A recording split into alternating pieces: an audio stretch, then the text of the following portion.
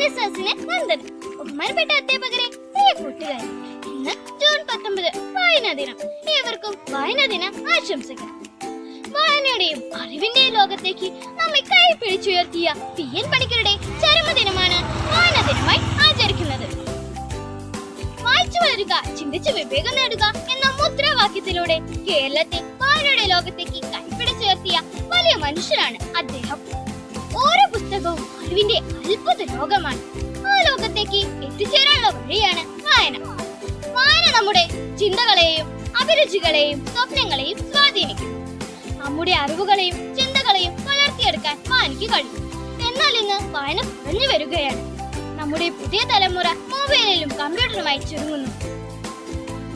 നവമാധ്യമങ്ങളിൽ നിന്ന് ഒരുപാട് അറിവ് ലഭിക്കുന്നുണ്ടെങ്കിലും പുസ്തക വായനയോട് ലഭിക്കുന്ന ആ അനുഭൂതി നവമാധ്യമങ്ങളിൽ നിന്ന് ലഭിക്കുന്നില്ല. അതിനാൽ നമുക്ക് പുസ്തകങ്ങളെ നെഞ്ചോട് ചേർക്കാം. രക്ഷിതാക്കളുടെയും അധ്യാപകരുടെയും സഹായത്തോടെ നല്ല പുസ്തകങ്ങൾ തിരഞ്ഞെടുത്ത് വായന ഒരു ശീലമാക്കാം എന്ന് ഇന്ന് തന്നെ നമുക്ക് പ്രതിജ്ഞയെടുക്കാം. വായിച്ചാലും വളരും, വായിച്ചില്ലേലും വളരും, വായിച്ചു വളർന്നാൽ വിളയും, വായിക്കാതെ വളർന്നാൽ വളയും എന്ന കുഞ്ഞുണ്ണി മാഷിന്റെ വരികൾ നിങ്ങൾക്ക് മുമ്പിൽ സമർപ്പിച്ചുകൊണ്ട് നിർത്തട്ടെ. നന്ദി, നമസ്കാരം.